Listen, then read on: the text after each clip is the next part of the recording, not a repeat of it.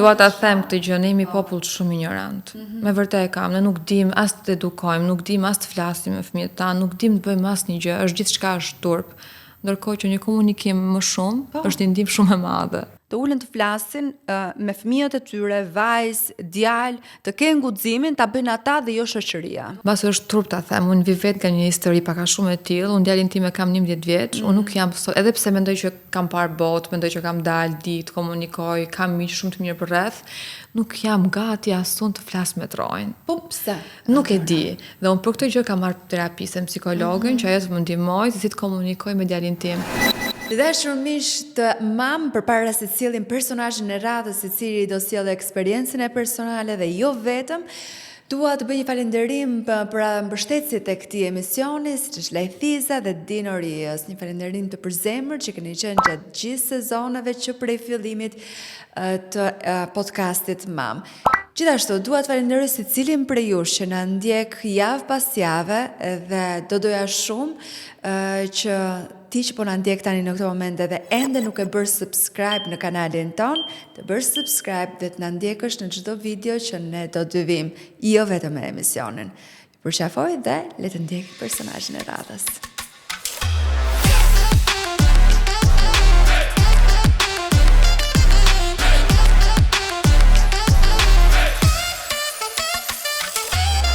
Sot jam me një super mami të bukur, si shok. Është shumë fan në të njëjtën kohë, ndajnë çdo gjë me njëri tjetrin, i besojnë gjithçka njëri tjetrit. Unë sot në mam kam mamin e Trojt. Si është të etiketosh mami i Trojt? Ajo ndjesia si të vjen ti? Krenaria më madhe imja, do me thënë, nëse është dikush që ne kemi këto VIP shumë të rëndësishëm, kur thënë mami Trojt, po unë jam, po unë jam ajo, më thuaj. Është ndjesia e bukur Adrola, po? Është ndjesia më bukur e jetës, nuk ka ndjesi më të bukur të jetës dhe krenari më të madhe. Dhe kur kthehesh pas 12 vjetëve? Ja, për shembull tani unë sapo djersita. Kjo djersa ime që vjetën nga nervat dhe nga lumturia. Më thuaj. Kur kthehesh pas 12 vjetëve, 11 vite e gjysëm, po. Thuaj se 12 vjet, po kur ti ishe shtatzan, se 12 vjet i vjen, që ke qenë shtatzan. Po, shtatzan po, e vërtet, po. Si ka qenë ai momenti kur more vesh që ishe shtatzan me Trojn? Momenti testit shtatzanisë. Më vjen shumë keq kur e them këtë gjë, them drejtën, po unë e kam përjetuar ekstremisht shumë keq. Do të thënë, Zoti i sjell gjërat në kohën e duhur, pa e ditë nëse është koha e duhur. Absolutisht në jetën time nuk ka gjë më rëndësi se Troj, nuk diskutohet dhe absolutisht gjithçka ndodh për atë. Por në momentin që unë kam keq shtatzën, ka qenë makthi më i madh i jetës time, makth. Unë flija gjumë dhe shikoja ëndër sikur nuk jam dhe lumturohesha pafund, dhe kur ngrihesha realiteti ishte ndryshe. Unë isha shtatzën edhe vuaja e kam vuajtur pafund çdo ditë jetës time dhe është gabimi më i madh që kam bërë në jetë. Po. Sepse realisht nuk kam asnjë kujtim të bukur, nuk kam asnjë foto, nuk kam asnjë moment të mirë nga ajo kohë. Dhe sa po më the nuk kam asnjë foto, zakonisht mama atë momentin e parë që marrin vesh që janë shtatzën fillojnë me ato foto, sidomos kur bëhet fjalë për një mami e cila fotografohet dhe shpesh ndër të tjera. Mbase dukem kontradiktore, unë e kam dashur shumë familjen gjithmonë dhe dua, pa diskutim, por nuk ishte fare momenti ai për ndodhur kjo gjëja, në mënyrën më absolute, në asnjë lloj kuptimi. Isha vetëm në Tiranë, sa kisha nga Rresheni, jeta ime po ndryshonte, nuk e di, nuk po kuptoja çfarë po ndodhte me jetën time, jo më të bëhesh atë në. Kështu që as nuk e mendoja fotografinë, thjesht ja të vijë momenti ta lindë dhe kaq dua, vetëm të shpëtoj. Po ka pas të përzjera? Nuk kam pas momente. Që të ta kujtonte non-stop? Jo, nuk kam pas siklete, thjesht ma kujtonte e vërteta ime, që e vuajta aq shumë. Do me thonë isha shumë e re. Sot thonë 20 vjeç, unë kam bërë këtë, kam bërë atë, po unë, për mua isha shumë e re në atë kohë, në kohën time të paktën po flas. Nuk, më thënë, në asnjë lloj kuptimi nuk ishte. Po, ajo që ti prisje për jetën tënde në atë moment. As unë, as familja ime, as asgjë. Dhe me qënë se përmendë familjen, si e pritën lajmin? Ka qenë shumë e rëndë për gjithë. Sepse nuk, siç e thash, ata sa po ikën në Amerikë, unë erdha në studime në Tiranë.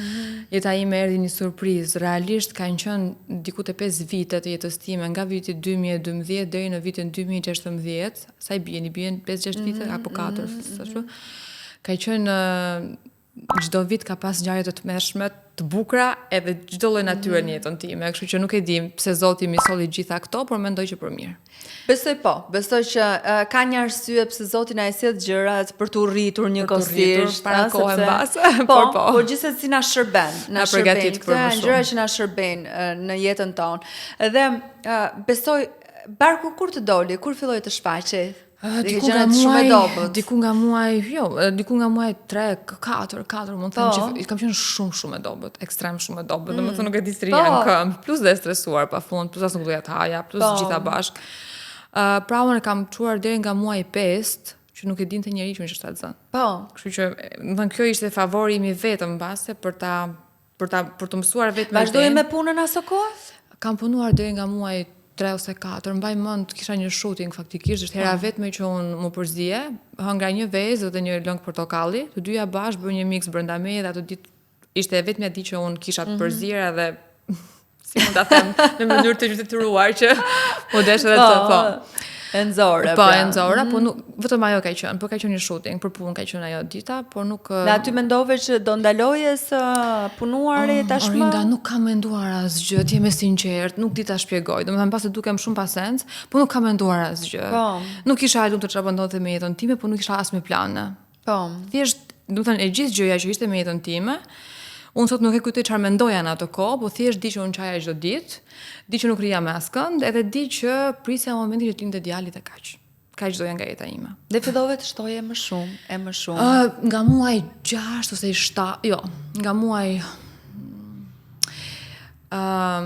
kam shtuar shumë në muajin e fundit. Të nëntën. Por mua jam favorizuar shumë nga gjatësia, besoj, nuk është jam e gjatë, nuk dukesh apo, por në muajin e fundit unë enta ekstrem shumë. Domethënë thash unë shkova 85 kg nga 57-55 që isha. Po, që kishe peshën tënde. Një peshë, unë kam përshtypjen e mora në avion sepse unë kam udhëtuar në muajin e 9 për në Amerikë për të lindur djalin vetëm, kështu që mendoj se gjithatë përveç fryrjen, po fryrjen e mora në avion, besoj, sepse ishte një fryrje sot për nesër. Vërtet? Po. Nuk e di ta shpjegoj këtë gjë, por kam përshtypjen sigurisht nga avioni, mbase stresi, frika, nuk e di. Zakonisht ti ke pas dokumentat amerikane, ke pas jetuar aso kohë atje, se ndoshta ka qenë pak e vështirë për ty që të thoje në muaj. Domethënë, unë kisha vetëm vizën e misit, sepse unë sapo fitova misin, mora vizën për të shkuar për në Las Vegas për Miss Universin e madh. Dhe më pas 2-3 muaj unë ngela shtatzën. Po. Pra djali lindi kur unë isha me vizën e punës. Vizën e Miss Universit, po. Kisha shumë frikë, mund të kthehesha, mund të më kthenin sepse unë dukesha që isha shtatzën, nuk dukesha si 9 muajshe, por dukesha që isha. Më kanë bajt 2 orë në aeroport, policët, po, më kishin thënë që kërcënoj metodat shqiptare, më kishin thënë që thuaj që po më bëni stres, mund të humbë fëmijën, dhe ata të lirojnë. Më mbajtën 2 orë, më bëjnë pyetje pafund, i tregova emrin tim, futën në Google pa anadrola, s'është kisha ndonjë emër shumë të madh, por isha mis të paktën dhe për ata shumë kur jeni mis. Po, sigurisht. Nuk e di pse, por është shumë. Por ndërkohë dyshuan pak pjesën e shtatzanisë? E dyshuan që kam shkuar për të lindur. Dhe nuk më besonin fare çfarë thoja. Flisja vetëm kot, nuk më përfillnin, them drejtën, por në fund u thash shikoni kam shumë stres, që që më kishin mësuar përmendesh. Familja ime po më pret, mund të dështoj djalin tim që lutem lini të kaloj. Kjo fjalia për 1 sekond kam kaluar. Se këtu i yn gjyqjeve pastaj. Kjo është problem shumë i madh, kështu që më kishin mësuar dhe e bëra, praktikova. Dhe në atë kohë pastaj do të shkoje tek familja jote? Te familja ime, bëm gjithë procedura që duheshin ndjekur për lindjen e djalit, duke rrezikuar gjithmonë hyrjen time në Amerikë në raste të tjera, sepse në atë moment unë nuk do dilja, si ishte muajin e fundit. Patjetër, po. Ata do mbronin, por siguria që troj do mete pasaportën amerikane nuk më trembi as pak për veten time, them drejtën, thash, nuk e di tjetër, djali ta ket. Gjërat për mua nuk ishin shumë mirë në Shqipëri në ato momente, gjërat filluan të ndryshonin me jetën time, kështu që thash, të paktën ky ti i sigurt. Fal Zotit, unë nuk kisha probleme, djali lindi shumë mirë, ata më trajtuan ekstrem shumë mirë. Nuk e pasur asnjë shqetësim gjatë shtatzanisë, pra. Jo, në mënyrë absolute, thjesht kur linda djalin doja ta bëja me epidurial. Okej.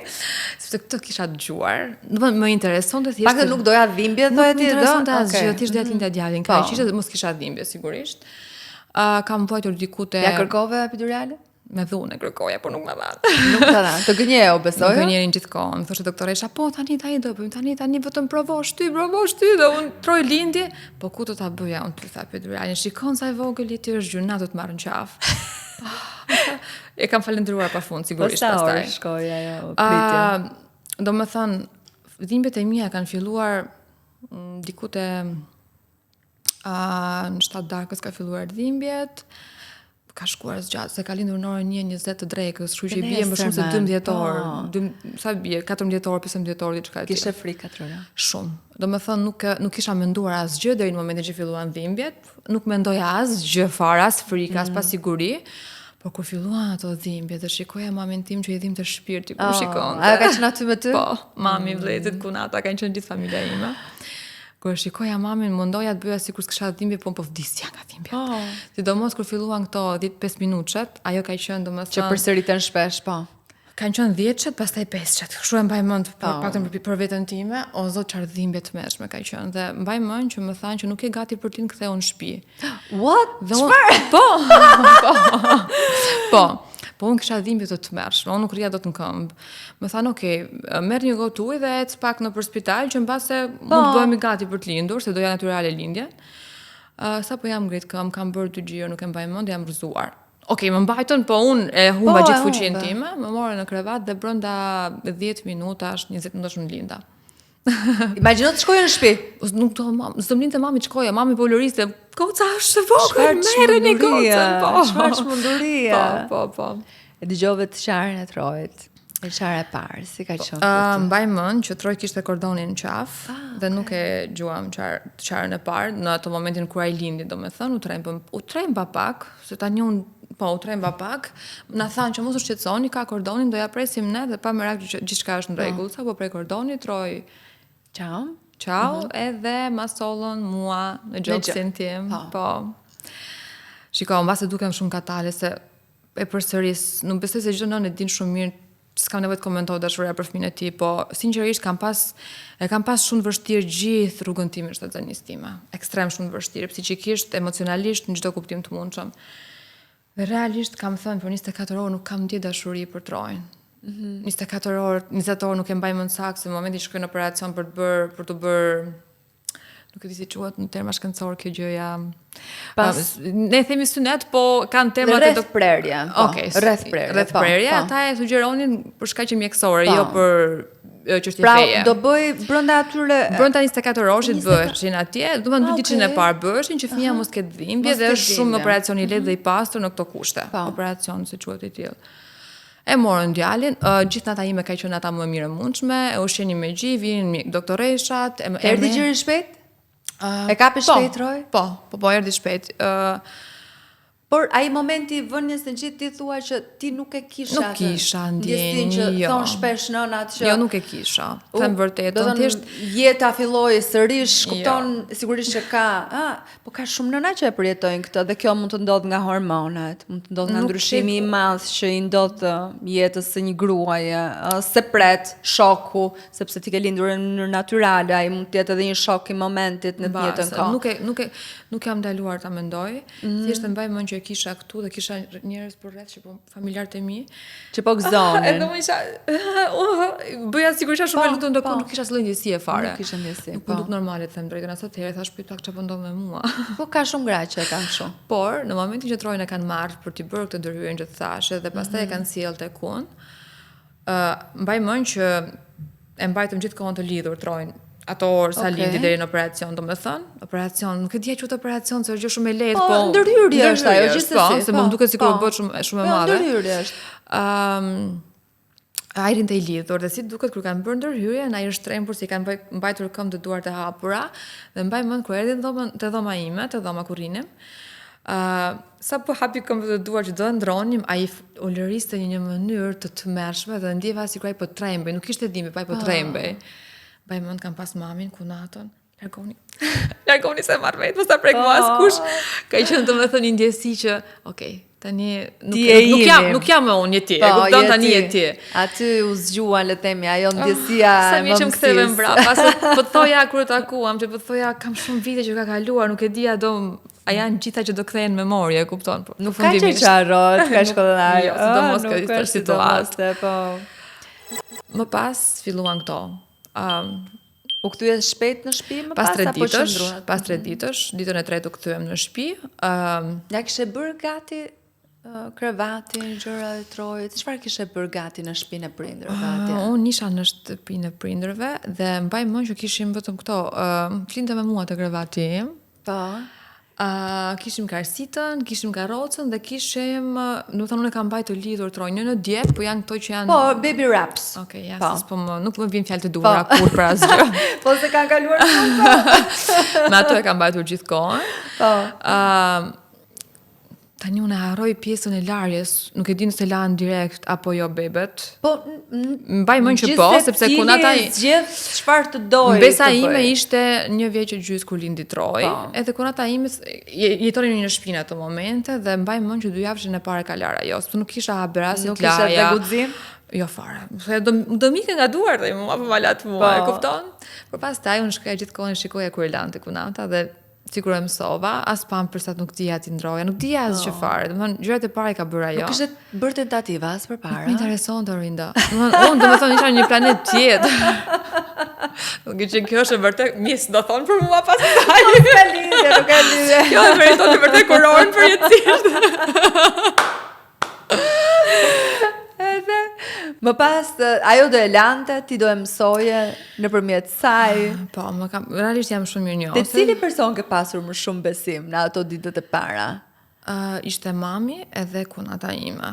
Kunata ime vogël. Ajo thash, ajo kishte bebin e kishte gocën e vogël, pra ishte për mua shumë e besueshme sepse ishte gjithçka e freskët. Po e kalonte, po. Po. Mamin e merja parasysh kur ai kishte dhimbje që ti bënte këtë masazhin e barkut, ishte e mamin, ndërsa gjërat tjera, ç'a duhet veshe, kremin që duhet ta lyja pasi ta laja, gjithaj ja besoja kunatës. Ishte gjithçka ekskluziviteti i saj në ato. Dhe ekskluziviteti yt ka qenë gjithënia. Po. Ai ishte vetëm e imja. Jo, vetëm ajo ishte e imja, po vërtet. Se po mendoja çka kam bërë tjetër. Po mundoja ta vishja rroba, mundohesha shpesh, mundova herë ta vishja vetë paktën. Po. Ishte proces shumë i bukur Orinda, unë po të them, domethënë, në momentin që ajo kthye nga ajo ndërhyrje, gjithçka ishte komplet ndryshe. Gjithë ajo gjëja që thoja, do e lin, ta marrë kush doje, të bëhen çfarë doni, gjitha u përmbysën, sigurisht. Domethënë ishte gjithçka. Absolutisht u përmbysën gjitha. Dhe ti mendon sepse është edhe mosha, sepse të gjithë njerëzit që na ndjekin sot ne flasin për një moshë ti ke qenë 20 vjeç, shumë e re. Të bësh mamë 20 vjeç në një kohë që ke ëndra të tjera plotësisht, ke komplet një tjetër imazh për veten tënde. Vetëm 2 gjëra të them, 3 mbase. Isha në Rrëshen, një vajzë që e kam thënë disa herë që punoja, rria me mamin, nuk dilja, nuk kam shkuar kurrë nëpër ekskursione, nuk kam shkuar kurrë nëpër parti, isha komplet e izoluar. Erdha në Tiranë për studime, kisha kushëriat e mia që kisha falë Zotit shumë afër, edhe më merrnin, më nxirrnin, kisha shkollën. Ndërkohë hyrën histori misi, brenda disa muajsh ndodhen gjitha këto, fitova misin, nuk dija pse shkova as te misi, nuk dija as pse isha në Tiranë, nuk dija as pse shkova në Amerikë, dhe ngela shtatzën. Në gjithë këto vorbullën e madhe, ngela shtatzën. Shumë gjëra, po.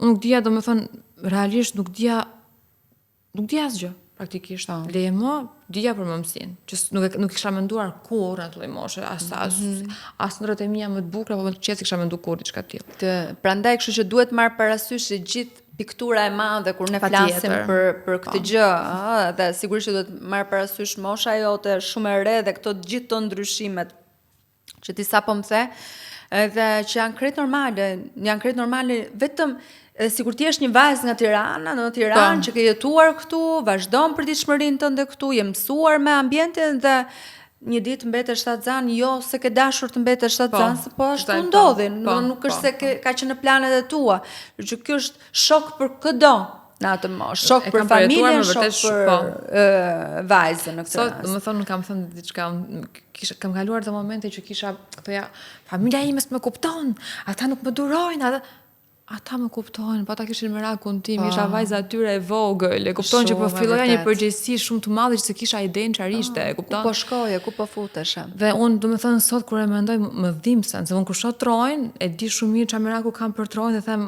kush e di çka ka kaluar mami im dhe babi im atë kohë. Do të bëj një pyetje që nuk është decente, nuk është fare, domethënë, por ka shumë goca dhe unë këtu dua të ndalem. Dhe që prandaj them edhe pjesa e të marrit parasysh planifikimit të familjes së të gjitha. Po. Të shkojë ndërmend që të heqësh një krijesë. Po. Sepse e kemi dëgjuar, jetojmë në një ambient të tillë. Nuk dua që të jemi patakt në këtë pikë me ty. Jo, patjetër. Unë kam dëshirë të jem e hapur për këtë temë, të them drejtën, sepse e di shumë mirë që dikush do na dëgjojë dhe mbas është në atë momenti.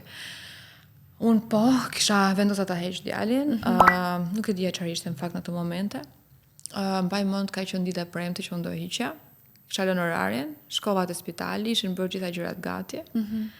Jam ul në krevat dhe jam ngrit, nuk e bëj dot. Thash, nëse unë do vuaj në këtë rinin time, unë do jetë shoku më i ngushtë jetës time kur unë rritem. Nuk është çështje interesi, po dashurie kjo gjë që po them. Dhe kam thënë do marr parasysh gjithçka po do jetë me mua. Se nëse unë arrit vras fëmin tim, unë nuk se di, unë nuk di, domethënë çfarë ndodhin.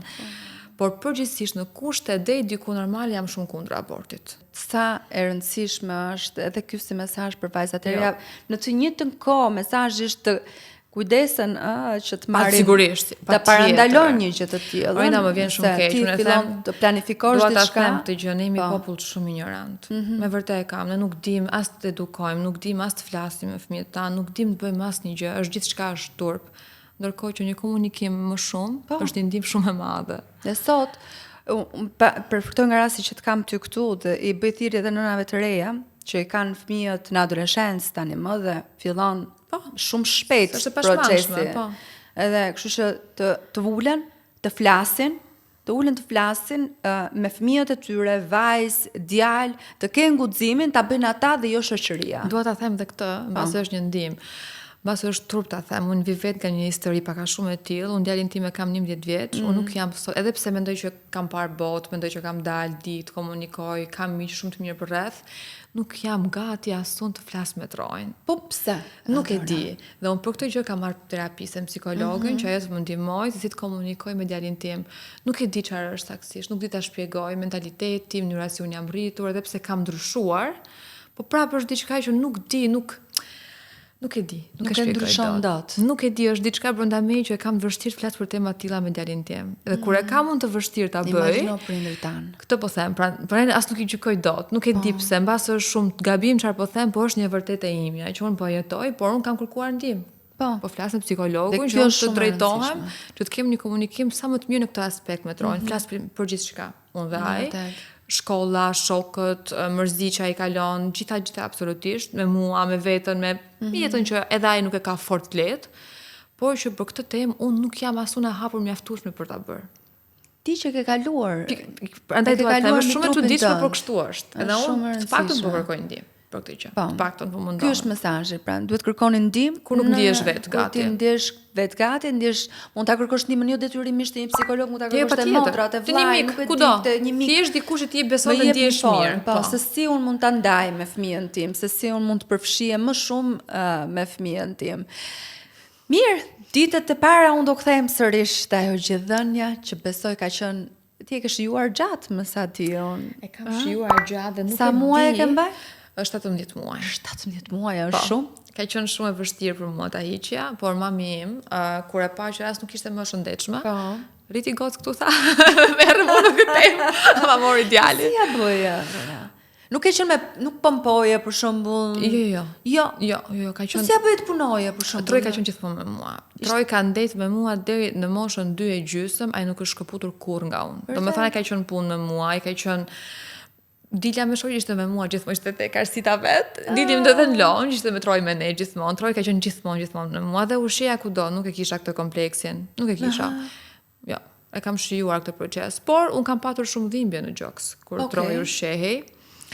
Në fillimet e mia, në fillimet e gjithënjes sigurisht. Ke pas shumë sasi apo u dëmtova, u vrava, të dy gjend ka qenë një ferr. O zot. Nuk e pas mastit, për shembull që të ndërhyja. Nuk e pas. Jo, thjesht u vrava. U lënduan. U lëndova të dyja, por ishte një proces që mori gati 2 muaj, më shumë, nuk e di. Ka qenë një ferr rinda, ka qenë një ferr. Vetëm mbaj mend momentin që bëm vaksinën e 4 mujorit, Troj u lëriste dhe qante pafund, dhe ishte vetëm herë kur nuk ndjeva dhimbje. Se vetëm pushon të Troj, domethënë nuk më intereson të fare dhimbja ime, se unë kisha dhimbje që më dilnin lotë të herë ushqej, të herë kërkon të pinë, unë kisha dhimbje të tmerrshme. Por momentin që atë ditë që ai kishte ato temperaturë nuk pati, nuk e mbaj mend temperaturën, por kishte shumë dhimbje nga vaksina. Vetëm në atë lloj mënyre ai pushonte dhe s'ka gjë këtu rri. Këto mos qaj, vetëm kaq më intereson, dhe atë thoja, o sot çash dashnia, nuk e ndjeja me vërtet dhimbje, nuk është vështirësh, apo nuk e ndjeja dhimbjen, çaj të pushonte, kupton? A e çaje ti sa herë që çantaj?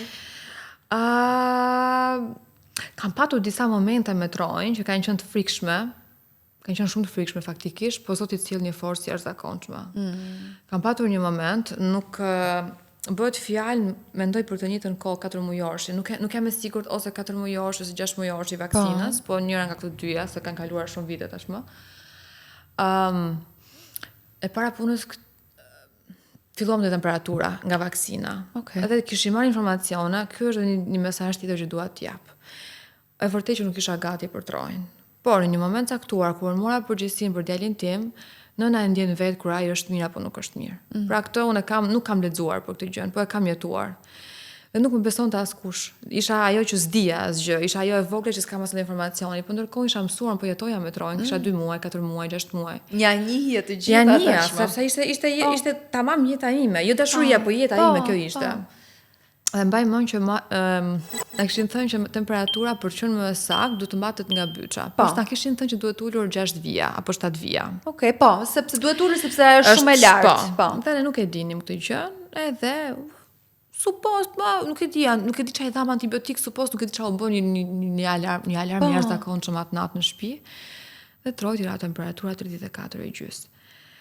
Por ndërkohë kishte edhe antibiotikun. Më thonë, falni shumë se po tingëlloj shumë të dishëm, po nuk e mbaj këtë po mendoj, pra nuk pra ka pasur një ka qenë diçka nuk po kujtoj shumë saktë ç'a ishte tamam problematika atë natë, por që troj mori, më thonë temperatura e tij shkoi 34,5. Mbaj mend që ishim gjithë në shtëpi, edhe askush nuk e preku dot trojnë.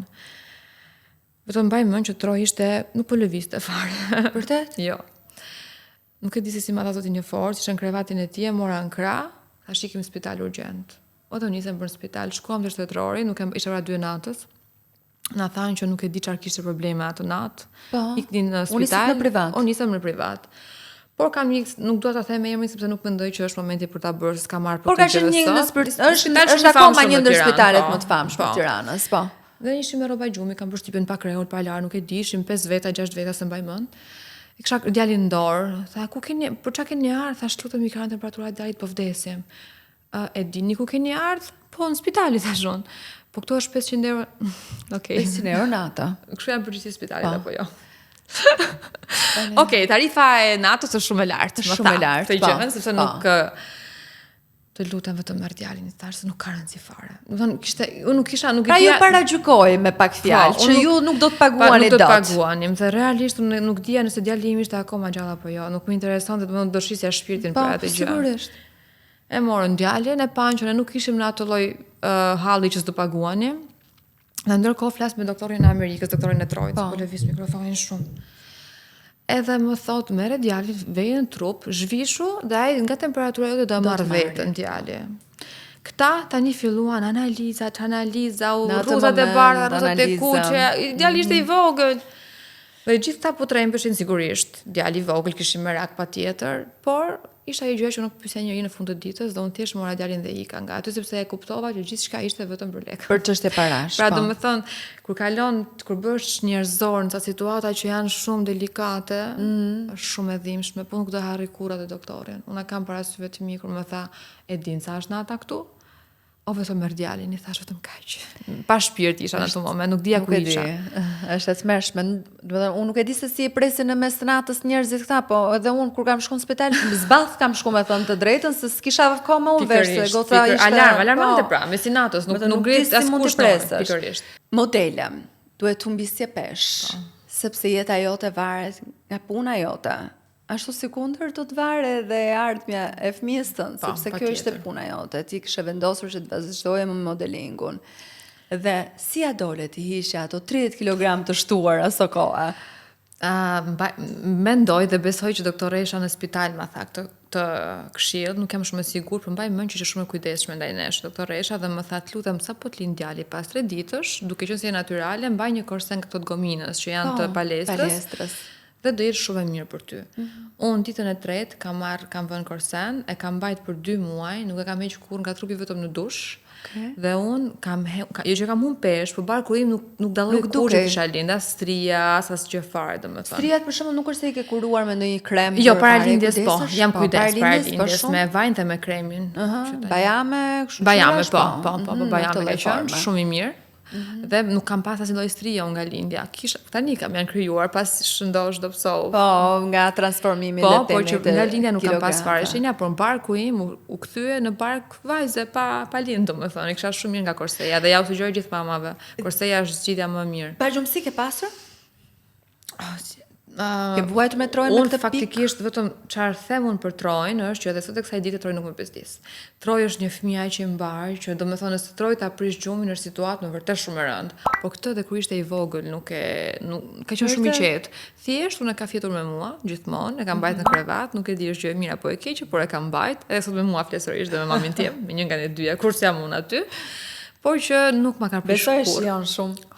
Vdes, kur e shikoj që këmba ti dhe dora ti janë si për me, në herë dhe është ty, largohu se akput është bëj ma tani, është rritë, akput e shpina në ma, po shkryen vdes, që afrohet, që më merë erë. Vdes, duat vdes. Ose herë mirë të vjenë në mamë, është era mamë. E di.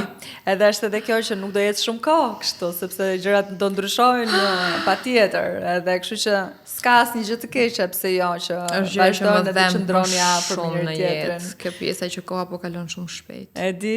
Edhe nuk është se jam duke shijuar maksimumi e kohës me të. Është një plagë ekstreme madhe në shpirtin tim. Është një plagë sepse në fakt ti e detyruar që edhe të shkëputesh për një kohë në Trojë, apo jo? Siç thash, unë deri në moshën 2 vjeç e gjys, Trojë ka qenë gjithkohës me mua, gjithmonë nuk kemi shkëputur kurrë. Madje shkëputja e parë ka qenë për punë. Isha në Bazel, të punoja 6 ditë, nuk e mbaj mend sakt, ishte shkëputja jone e parë. Trojë, rreth orës 4:00 kisha një bllokim krahëror, një teshtim, nuk e di, një koll të tmerrshëm. Dhe nuk i marrën telefon, tash nuk e di pse kisha një ndjesi të diçka po ndodhte, po nuk reagova. Dhe mëngjes kur ngri, marrën telefon pyet si është Trojë. Trojë në atë orar kishte kap temperaturë, koll dhe gjitha. Pra kishte era parë që më shkëputa nga ai dhe të dy kishim një moment, një të ndjesi. Kortizoli ishte rritur mjaftueshëm. Ka qenë kështu wow. Pastaj, shumë shpejt pasaj ndodhis, pasaj kohës që më desh shkëputesha, mas kaluan 2-3 muaj, më desh shkëputeshim, më desh të merja Trojën në Amerikë, sepse jeta ime ndryshoj totalisht, më desh të vazhdoja një jetë tjetër, pra tiket jetoja bashkë me djalin në Amerikë, por ishte shumë e vështirë. E mora, kisha familjen, u mundova t'ja dal që ta mbaja Trojën atje, ishte totalisht e pamundur në çdo lloj kuptimi të mundshëm. Financiar, fizik, familja ime punon dhe gjitha, Amerika është ëndra amerikane, po më vërtet është shumë e vështirë. Ta them të vërtetën, mbase nuk bën sens në këtë bisedë, por kur kam dëgjuar historinë e Parashevit Simakut, jam kthyer shumë mbrapa të mendoj, sepse me vërtet Amerika ka shumë drita të bukura, por ta merr shpirtin, ta merr jetën, ta merr rinin pa e kuptuar. Dhe kur kam dëgjuar këtë histori, kam thënë, o Zot, faleminderit që kam pas familjen time atje. Nuk e di si do shkonte, nuk e di si mund të përfundoja, nuk di çfarë do ndodhte.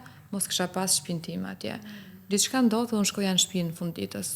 Isha e qetë në këtë aspekt. Por, fillimi im ka qenë shumë i vështirë në Amerikë atje, sepse Pse more të si vendim? Ishte kaq e domosdoshme ishte që të shkojë drejt Amerikës. Si që thash, ishte momenti kur unë vendosa të shkëpusja të ndaheshëm. Ishte divorci në këtë rast. Dhe unë e dija shumë mirë që po të jetoja në Shqipëri, jeta ime të kishte marrë një jetë komplet të shëmtuar që unë s'do e doja kurrë.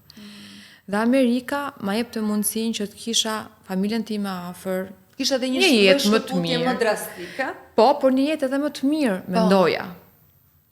Ishte ide që do të bëj lek të jem. Po. Dhe marr djalin. Por për fat të mirë, dhe absolutisht jam shumë mirënjohëse, në ato kohë njiheshim me Jessica Berberin, por nuk ishim shoqe. Dhe në ato kohë takohemi për një sfilat. Dhe i tregoja çfarë po kaloja, jeta ime ishte në këtë lloj gjendje, dhe më thotë, nëse ti ndihesh gati, hajde në Amerikë, jeto me mua, jetojmë bashkë të dyja në New York. Nëse ti ngel shumë keq, unë nuk do të lej në mes rrugës. Kjo fjali ishte fjalia që mua mund të them që më shpëtoi jetën. Falë zotit, unë nuk ngela kur në gjëni që mos kisha për të paguar gjëra në shtëpi ose për të ngrënë bukë, por ajo fjali e asaj vajze mua më dha zemër dhe unë realisht mora vendimin që po unë do jetoj këtu. E mora trojnë me vete. Kjo ishte pjesë e imja që unë e mora të vendim dhe absolutisht jam përjetësisht me njohë se Jessicës për atë kohë, për atë fjali që më ka thënë. Mora trojnë, 6 muaj ndeti në Amerikë, por mes meje dhe familjes time, do më thënë. Gjynda po bëjë më vështirë. Familja ime s'pranon të situatën që kishte ndodhë, donin që të prind, patjetër. Nuk donte që të ndash. Po unë dija arsyen se kisha ardhur, patjetër. Po unë dija pse kisha ardhur në këtë pikë, nuk kisha ardhur pa provuar, nuk erdha kot. Domethënë sado që jo zgjodhi karrierën, unë edhe sot e kësaj dite të jeti shumë mirë, nuk e zgjat karrierën për gjërave që dua, se kam bërë kurrë në jetë, kështu që nuk do bëja kurrë për fëmijën tim. Por njerëzit e kanë shumë të lehtë gjykojnë pa e di çfarë ndodh brenda atyre 4 mureve. Dhe themi të Trojë. U bë pamundur që Trojë të rinte në Amerikë sepse oraret, mami shkonte në punë, babi, gjithë familja në punë, pra nuk kishte kush ta mbante Trojën, plus unë punoja në New York dhe kthej Trojën te gjyshërit e tij në Shqipëri. Kam përshtypjen është vetëm ajo gjë që nuk ka terapi në botë që të më ndihmoj ta kaloj. Gjithë tjerat mund t'i kaloj, por këtë nuk e kaloj dot. Ka qenë një fazë jo e vështirë, por që sinqerisht ka qenë e tmerrshme. Edhe kur kam kaluar atë gjë, unë nuk kam se trembën për asgjë sot. Si ka qenë ai momenti kur e solla në Shqipëri, edhe momenti kur ti u shkëputa. Shiko, e solla si tipi, e solla do rri 2 javë do e marr. Por kjo 2 javë po 2 javë po zgjatej, po bëj më pamundur. Nuk kisha fuqi ta ndryshoja. Dhe mendoj që po e lija, ndoshta me vetdije situatën të shkonte, sepse nuk kisha fuqi ta bëja ndryshe. Ama vija çdo muaj në Shqipëri. Ama ardhet e mia çdo muaj Trojnë po acaronin shumë.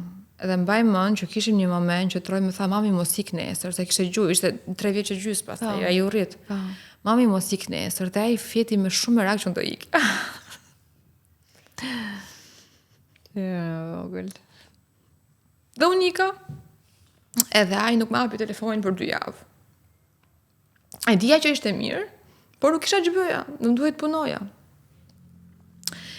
Dhe kjo ndodhi pak para se ai të bënte 4 vjeç në fakt, po. Dhe unë pas 2 javësh, 3 javësh unë nuk ktheva se kishte ditëlindjen. Mbaj mend Orinda, ka qenë shtëpia plot me njerëz. Ai është shumë i zgjuar realisht. Nuk e di kujt i kanë qarë, se mua të kanë qarë, por shumë i zgjuar. Edhe po festonte, kishin ardhur shumë njerëz, ishte ditëlindja e tij. Më injoronte në një mënyrë të tmerrshme. Domethënë, ai injorimi atij ishte thikë në zemër. Po jo një thikë, po disa thika. Edhe kur vinin njerëz që ai e diti që unë jam mamaja e tij, ai më vinte dorën në qafë, bënte fotografi me mua, por shumë ftohtë. Ama e zija që më shikonte, domethënë pa dashje, prap i friksoi e faktit që ti mund t'i ke prap. Më ndiqte me sy, po edhe s'më ndiqte, nuk e di, ka qenë një situatë që nuk di çfarë të them. Të nesër më një bëm festën te kopshti, këtu në Tiranë.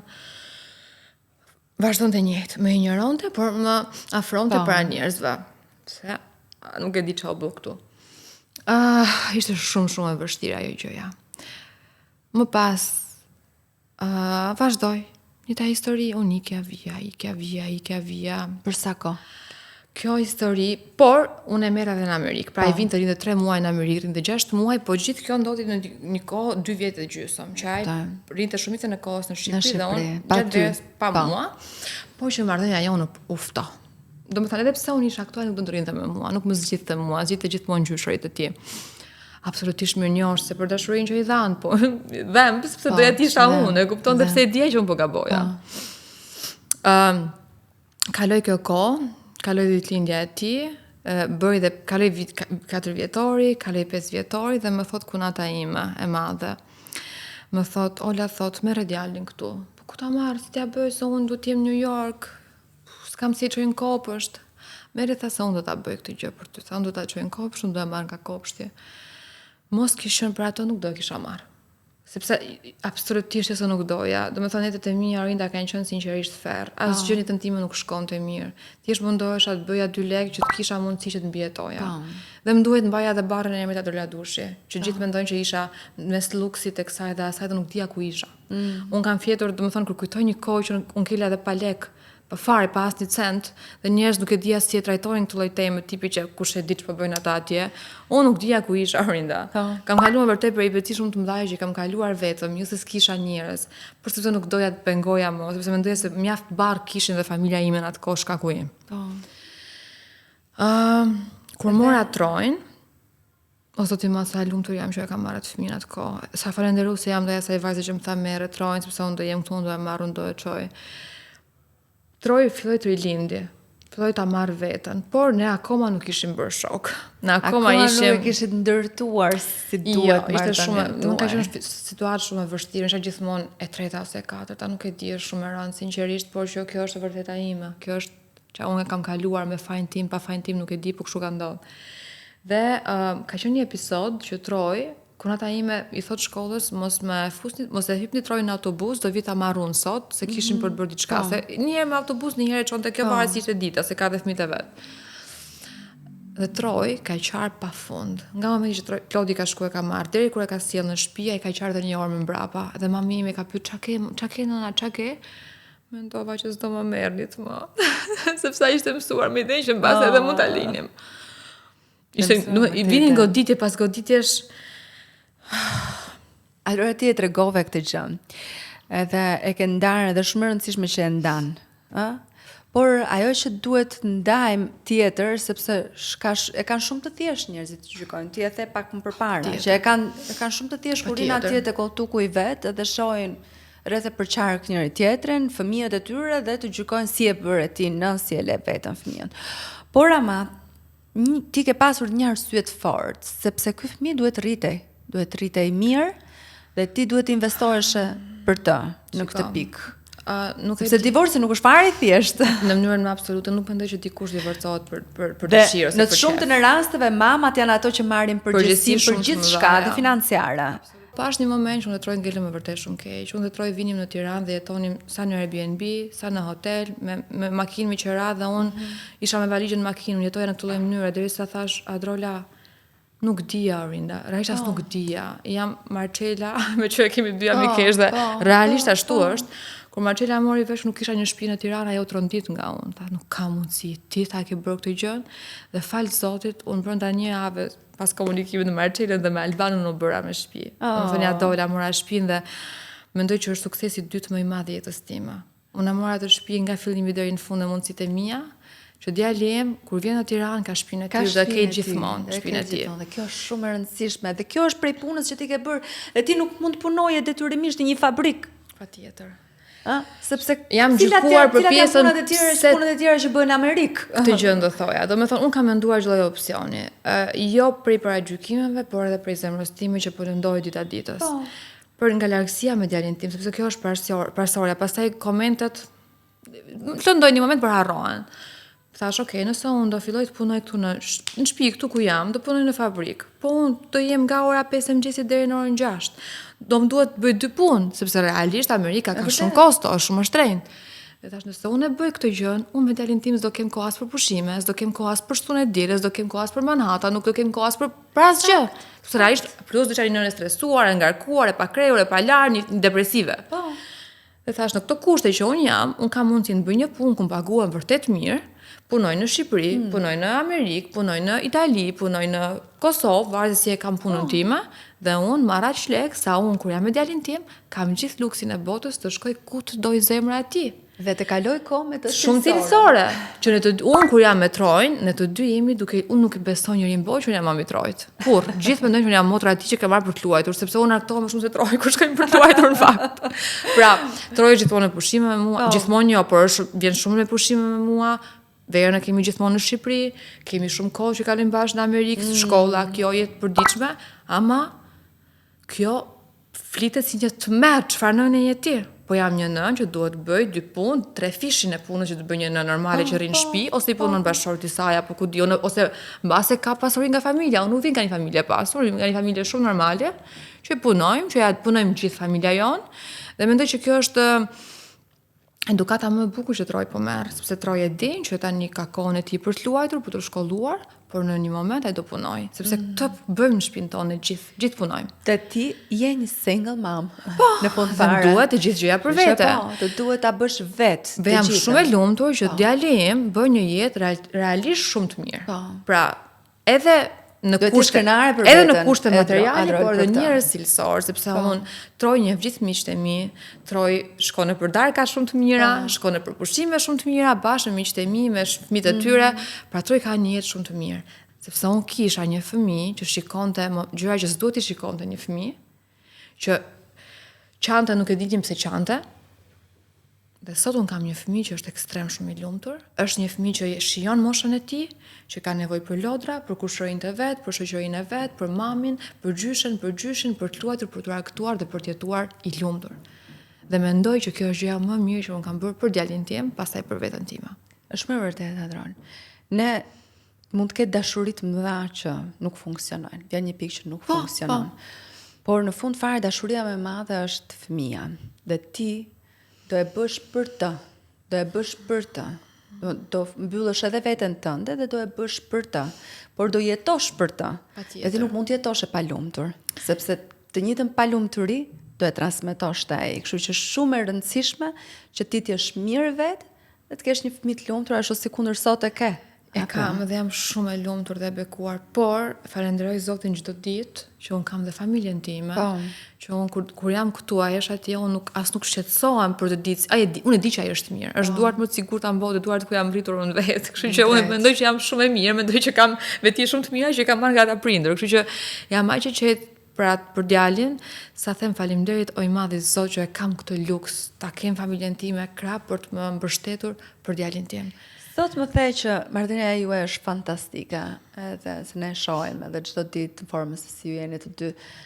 Si arritë ta shërosh marrëdhënien? Them të drejtën, nuk di ta përmend këtë gjë. Kam bërë dhe unë gabimet e mia, një moment mund të kem reaguar më shumë se ç'duhet, një moment më pak se ç'duhet. Por kur kuptova që Troj erdhi një fazë që mund të gabonte, mund të bullizojë në shkollë, këto situata që ndodhin në shkollë, unë i tregoja historitë e mia, me shoqjet e mia nga rrësheni që më kanë lënduar, që jam thyer, që jam bullizuar, mbase për ngjyrën e lëkurës, mbase si isha shumë e dobët, sepse gjykohesha pse është kaq e dobët ajo, për shembull, domethënë, tregoj për gabimin që unë kam bërë, sepse unë Trojën flas shumë hapur, unë Troj zoti i madh ajo është si më qenë prindi im, jo prindi atij. Do me thënë, kam një raport fantastik me të, por mendoj që kjo gjëja, duke folur për gjëra që ati ndodhin në shkollë dhe për eksperiencat e mia të vërteta, pa u kompleksuar, pa patur frikë, mendoj që na kanë afruar shumë sepse ai pa një nënë që gabon. Unë ja thoja veç që unë gaboj, pra nuk pa një nënë perfekte të unë, sepse nuk jam perfekte. Dhe këtë ja them gjithmonë tipi që it's okay, është okay të gabosh. E kupton? Prandaj mësojmë, e kupton? Dhe mendoj që kjo gjëja i dha shumë liri Trojt me mua, dhe absolutisht gjithçka ndodh. Ka pat një episod që goditi mbesën time dhe unë nuk e dija këtë gjën, dhe kur më tha Konata në trondita, thash, si ka mundësi, do më thonë që ka godit gocën, e kupton që shumë e rëndë, dhe e marrë telefon Troj, ke bërë këtë gjën? Falë zotit nuk më gënjë, po, tha e kam bërë. Në gjithë nervi im ra që ai më tha po e kam bërë, ka që doja, si vetëm pastaj folim që shiko se u zgjidh kjo tema, po patjetër, që është absolutisht unë trondita pse Troj ta bëj këtë gjë, e kupton? Por që nuk më gënja. A ka pasur momente bullizimi në shkollë? Po, Troj është shumë i qetë, Troj është shumë i urtë, Troj nuk të pengon. Madje kishte një momente të shkolla në klasën e parë apo dy në klasën e parë që s'kishte shok dhe mbase kalonte pushimin e gjatë vetëm. Këtë gjë e kam kaluar dhe unë. E di sa dhimbshme është. Nuk kisha çfarë të bëja, thjesht duhet ta kalonte. Ama mendoj që Shqipëria Trojti ka bërë shumë mirë, sepse kur vjen këtu ai ka një lloj vetbesimi dhe këtu trajtohet me vërtet shumë mirë. Se vërtet është shumë i mirë. Jo vetëm se është djali im, po vërtet është shumë i mirë. Dhe merr një farë vetbesimi, një farë force, një guxim që mua më pëlqen shumë dhe kjo gjëja Trojti bën shumë mirë. Nuk di ta arsyetoj saktësisht pse, por që kështu i ndikon gjithmonë Shqipëria. E rrit më shumë çdo vit që vjen. merr më shumë kujdes. Çiko, Amerika nuk ka kohë për kujdes Orinda. Nuk kemi kohë, besom. Atje do të thënë, unë kur më duhet të shkoj në punë, unë nisem në orën 5 mëngjesit të kthehem në orën 11 darkës. E kupton, pra nuk ke kohë as t'jap as dashuri, as kujdes, as trajtim, as kurse këtu ke më shumë kohë. E ke më të fryqme kohën që kalon. Sidomos vera mbase që është akoma dhe më e lirë si sezon, do të thënë që njerëzit janë në pushime këtë janë ndej, ai merr gjithë dashurinë e mundshme, gjithë kohën e bukur, vëmendje ndaj tij, pushimet, vendet ku shkon, njerëz që takon, dhe mendoj që këtu merr një farë vetbesimi që aty bën shumë mirë për në Amerikë. Që tani e shoh që është shumë më mirë. Ka shokët e tij, është i lumtur, ka shpesh episode që ndodhin në shkollë, një fjalë më tepër. Nga Amerika në këtë pikë? Kam frikë, Orinda. Kam frikë, është një vend ku të gjitha janë të lejuara, të gjitha janë okay. Gjithçka që për mua është anormale, aty është super normale. Mendoj që gjithçka ka një limit në jetë, por në Amerikë nuk ka limita. Në Amerikë janë gjitha të pranueshme, gjitha janë okay, dhe besom që e mendoj shumë shpesh që pjesën kur është gjimnazi nuk do doja ta bënte në Amerikë, nuk do doja. Që ta sjellësh trojën këtu. Me dëshirën time kështu është, nuk e di si do shkoj, sepse tani është mbaron klasën e 5, por që e kam me shumë frikë Amerikën në këtë aspekt. E kam parë vetë me sytë e mi gjithë gjëra që ndodhin, edhe sa lehtë është gabimi të ndodh atje, sa lehtë i shtruar të vjen në pjatë, domethënë. Në çdo lloj kuptimi të mundshëm. E ke folur me Trojën këtë gjë? Unë nuk kam folur këtë gjë me Trojën, por unë kam folur me Trojën për tema të caktuara, dhe të dy diskutojmë dhe ai është i gjykon, i gjykon, nuk i pëlqen, nuk i duket normale dhe pakën tani për tani jam i qetë, tani për tani. Pa, kthimi në Shqipëri?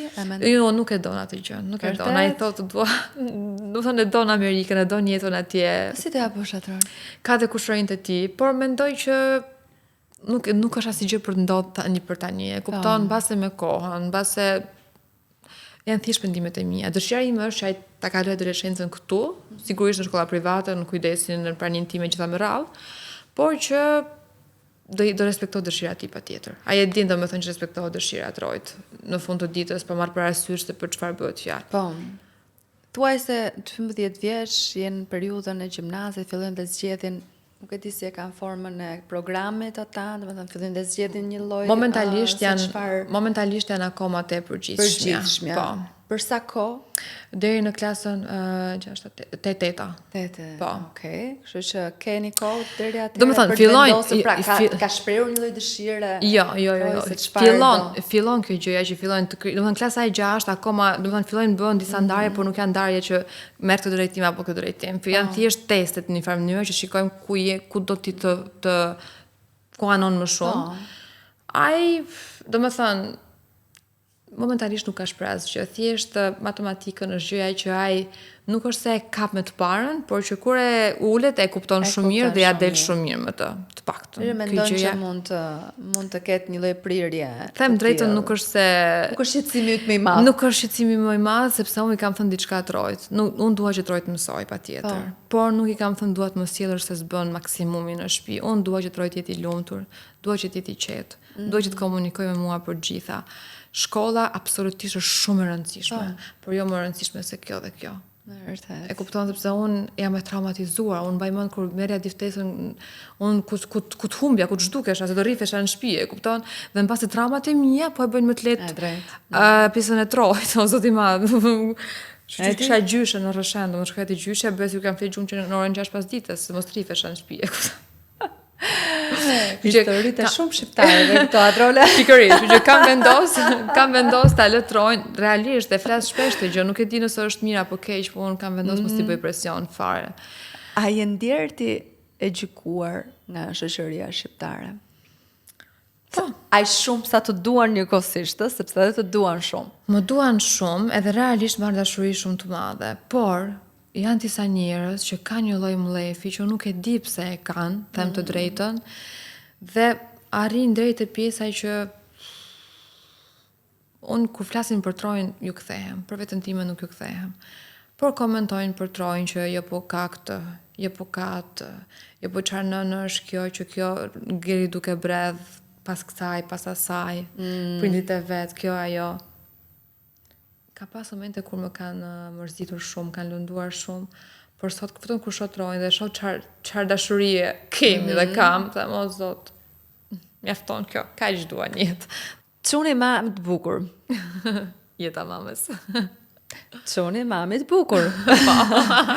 Besoj që do e përndjeki gjithë jetën. O ma, lexova këtë që thoshte që ma le mua mamin tënd, po nuk do e jap mamin tim askujt.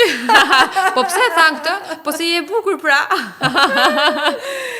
E krenon kjo gjë, si e shef ti në sytë tu? Unë mendoj që trojnë e krenon fakti që unë duke me re. E shijon pa fund. Do me thonë, kur dalim për të plerë, jemi unë, mami dhe Troj, të gjithë mendojnë që unë dhe Troj jemi fëmijët e mamit tim. Ndërkohë që Troj, jo, she's my mom. I thotë Troj, kjo është mami ime. Kupton dhe i thotë me një tipi që e është nana, po kjo është mami. Edhe ata, s'ka mundësi. Yes, kjo është mami im. Po gjithçka na thonë gjithmonë. Edhe si të ati janë duke shëndrit. Këtë gjë mendoj se e shijon shumë. E shijon. Nuk i pëlqen shumë kur unë lyhem, vishem, nuk e pëlqen shumë kur lyhesh, vishem? Qëlloj dhe kuj fanatik. Vërtet? Po çfarë thot? Ose do për vete prandaj. Po çao lyve, po çao kështu, po prito mami se po pse po vishesh aq shumë? Çfarë po ndodh që po bëhet kjo gjë ja? Da. Më lëre hat, është puna ime. Tu nuk e punë fare, domethënë, këtu mos u gatro pas edhe ti duhesh në jetë. Të gjithë shpij kam pas. Ku shkova pse janë çfarë veshe pse u lyve. Po Adrola në takim e prindër si E para punës takimi me prindër është gjithmonë fantastik. E para fillojmë nga e mira. Po. Sepse ka një dashuri për Trojnë dhe më thonë gjithmonë 100 student i kem si Trojnë nuk të lodhesh akur dhe unë thjesht jam çfarë krenaria është për prindën. Faleminderit Zotit, domethënë jam shumë krenare dhe jam krenare më shumë sepse Troj mëson vetëm anglishtën gramatikisht dhe nuk e dim as unë as mami as babi im, domethënë pra Troj është duke mësuar gramatikisht vet anglishtën.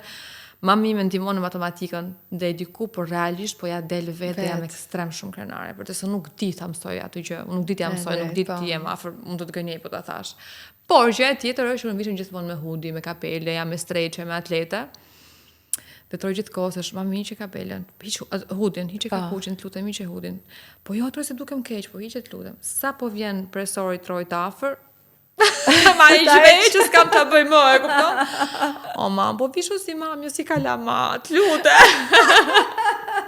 Të pak të shkolla vishu si mamë, thot. Si imagjino të veshurën si mami Troj? Nuk e di, me gjaket, me golf, nuk e di, po kjo nuk të ti ndodhe, Troj, kështu që e presi më vonë, base. Se apo të emër Troj?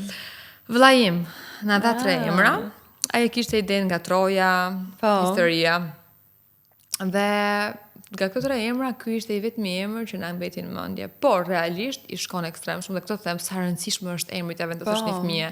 Është tamam Troj. Troj është tamam Troj, e kupton, i shkon perfekt emri i tij. Të ngjan ty shumë. Kopja ime, por ai nuk ngjan vetëm në pamje, më ngjan në karakter, në nerva, në tip, në sjellje, në mënyrën si ushqehet, do thotë urrej, zujat më shën ngjar kurr mua, por që jeni bërë si njëri tjetri? Se rrini shumë tash, kështu që jemi bërë shumë si njëri tjetri, por nuk pëlqen kur ka këto nervat e mia. Këto nuk ja dua fare. Mami, jo. Se nuk të del mirë. A keni ju një këngë të preferuar? Po, ne kemi një artist preferuar. Domethënë Troj, unë kam adhuruar Eminemin gjithë jetën time. Shoqëria ime në Roshen bëjnë gjithmonë kartolina me Eminemin. Dhe Troj vdes për Eminemin. Domethënë të dy kur bëjmë rrugën në New York ose kur shkojmë për bledh dhurata ose kur shkojmë në për akuariume këtë janë andej, kemi playlistën e Trojt që e duam të dy me këngë hip hop të Eminemit, 50 Cent, kjo është stili jon që na pëlqen të dyve dhe e bëjmë radhë të dy. Dhe shojmë pafund më shumë ja Trojt, po që. Cili është aktiviteti juaj preferuar? Troj vdes për akuariumin, e kemi bë grop një akuarium, domethënë nuk e di, ke një akuarium, kemi shku. Ti e pas ke një drejtim të Trojt? Se kisha menduar në fakt. E pas kam vërtet. E kam bë grop akuariumin. Domethënë çdo shtunë thotë ikim te akuariumi. Po që ka apasionuar. Po se ja vlen me mamin shkojmë se ne e dim për mensh, unë e di për mensh nga momenti që hyn deri kur dalim që të ndodhin në akuarium. Çfarë pse i pëlqen kaq shumë? Pse thot? Se di, i pëlqejnë shumë ato peshqit, i pëlqejnë këta fokat, nuk e di, thjesht i adhuron. Ai pëlqen të zhytet? Po, kam mësuar notin tani dhe vetë dhe shijon pafund dhe notin, vdes zhytet. Madje një moment shkuam, nuk mbaj mend, ishim në Malt, u futëm në hotel, edhe ishte hotel që spa ishte vetëm për të rritur. Edhe e mora Trojnë sheftas me vetë, shqiptare që ja. Se vdiste për pishinën e spas madhe. Pof, një e dy hidhe, mos u hidhe se do vinë të të marrin. Po kënaqem, thoshte, skalon 10 minuta herë ma morën. Ndolëm të dy, po që na e prishin, lumturin duke u hecë, vdes zhytet. Por që akuariumi është vendi i preferuar. Vdes për kafshët faktikisht Troj, gjë që unë nuk e kam. Unë nuk është se si dua kafshët, po nuk është se nuk du të merr, nuk du t'i kem. Ka kërkuar qenë Po, macën? më motor po. Na prish shumë punë qeni po. Thot mamim dhe I qenë duhet të shtëpi. Se mirë jam. Se marr dot, por që ishte dhurata e tij që e kisha premtuar për 10 vjetorin. Dhe mund të them që është I vetmi premtim që s'kam mbajt. Po nuk e mbaja dot. Po si s'do e mbash me anë? Jo, nuk është e pamundur. Është e pamundur, domethënë ta mbaj, nuk është e pamundur. Troje di shumë mirë që do e kaloja qefin e vet për 1 muaj dhe do mbetej barë për mamin tim për mua, kështu që tash nuk e marr dot këtë gjën përsipër. Po. Mbase një moment pak. kur unë të jem duke jetuar në një vend caktuar, absolutisht do besoj do e kem, por është e pamundur. Jeta ime është në këtë lloj mënyre. A të lodh kjo jetë? Shumë. Sinqerisht shumë, ty më pekur erdha. Unë ashtu jam me çanta me nuk di domethënë, nuk kam kurrë, unë nuk shkoj kurrë më në orar, jam gjithmonë I djersitur, gjithmonë me stres, plus jam ekstrem shumë e lodhur fizikisht, veç të tjerave që s'po I përmendim, është shumë e lodhshme. Domethënë, mendoja që lodhesha më herët, por kam përshtypjen pas të 30-tave, Fillon dhe po lodhem vërtet. Kjo është lodhja e vërtet. Çfarë është diçka që ke pasur në jetën tënde dhe do ta shërosh të Troje? Ta thash, unë kam shumë dëshirë Troj të jetë një fëmijë I lumtur, jo budalla. Që ta marrim këtë lumturinë që të jetë duke fluturuar non-stop, të jetë I lumtur, të jetë I qetë, të bëjë zgjedhjet e tij. Unë mendoj që kam pas një fëmijëri ku nuk kam bërë çka kam dashur. Domethënë nuk kam bërë çka kam dashur, se kemi bërë asnjëri besoj, po kisha presion për gjithçka.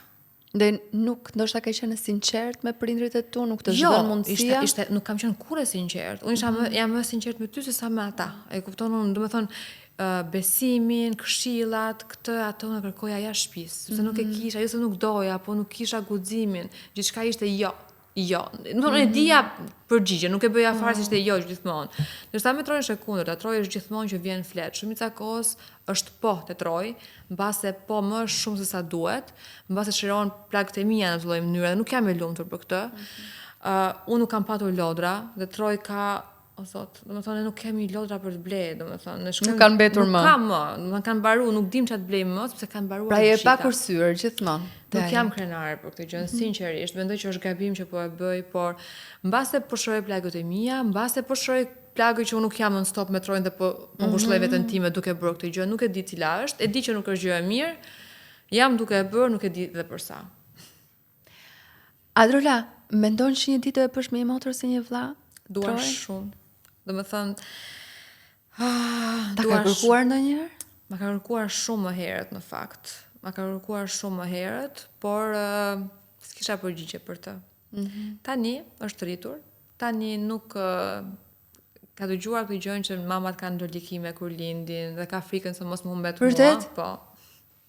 Dhe thotë jo nuk dua fare, dua të kem ty. Nuk e di qysh si erdhi deri te kjo gjëja që ose mbase mund të kishin dhe interesuar shumë për ditë për këtë gjë dhe mbase ka marrë këtë informacion vesh, por thotë që unë dua të kem ty, nuk dua të kem. Unë jash përmend shpesh se unë sigurisht dua një familje të madhe, nëse Zoti ma ka bërë risk.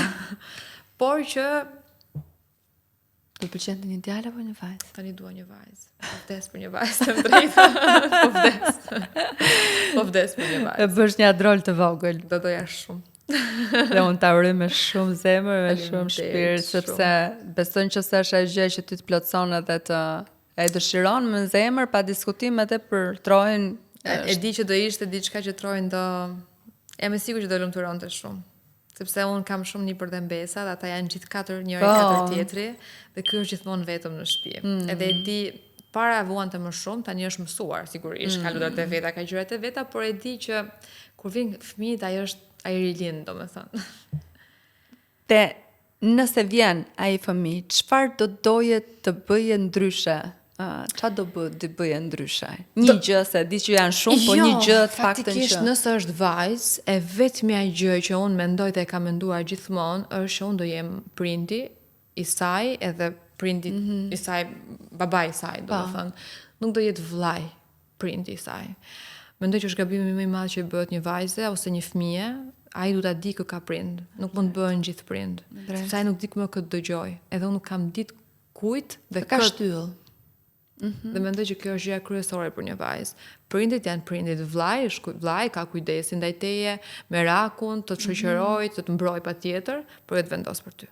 Dhe mendoj që kjo është këshilla që unë gjithmonë duke të marrë parasysh dashurinë e atyre në atë lloj forme, pa hedhur poshtë. Më herët marrin a priori, ka qenë brezi i tillë që e merrte a priori që vllai të bëhet prind, motra të bëhet prind, ndërkohë që ti ke komplet. Po mundohem ta shpjegoj sepse më herët unë e kisha në urrëtie këtë gjë. Unë e mendoja si armikun tim, ndërkohë që unë jetën time ja për prezit e mi nuk e mendoj dy herë. Por këto unë e mendoja me mbledh dhe inat më herët, sot që jam rritur, ka qenë dashuria e tyre shumë e madhe ndaj meje, por ka qenë në formën e gabuar për mua, që realisht ka lënë ngjyrë të mira për jetën time. Por e di me koshiencë plot që ka qenë për dashuri, jo për inat apo për urrëtie. Sa ashtu ka qenë, ashtu ka qenë. Dhe këtë gjë nuk do e bëja kurrë vajzën time. Je një mamje lumtur momentalisht? Si mami jam shumë e lumtur. Mbase si vaj, si grua, mbase jo aty ku dua, por si mami jam jashtëzakonisht shumë e lumtur. Domethënë është e vetmja gjë që kur më pyet për Trojën, po jam jeta ime, se për gjëra tjera po ja se kështu, ja se ashtu. Kur vjen puna te Troj, o zoti i madh, çfarë ti kam? Ndihesh e bekuar. Si mam jam absolutisht shumë e lumtur, edhe e bekuar, edhe falenderoj Zotin çdo ditë që e kam atë mrekulli dhe gjithmonë i them Trojt, unë nuk të meritoj ty. Unë nuk e di pse e meritoj një fëmijë si ai. Sinqerisht Dorinda është një bekim i madh prej Zotit. Ka një arsye pse Zoti i sjell në momentet këtë i them që ti mendon që nuk është i duri, po gjithmonë është kohë e dur për Zotin. Nisëm dhe ashtu është dhe unë gjithmonë them unë diku kam bërë shumë mirë që kam Trojën jetë sot. Diku me vërtet unë kam bërë shumë mirë që kam merituar një djalë si Trojë. Ti je një super gozë, do të falenderoj shumë për këtë intervistë. Faleminderit shumë.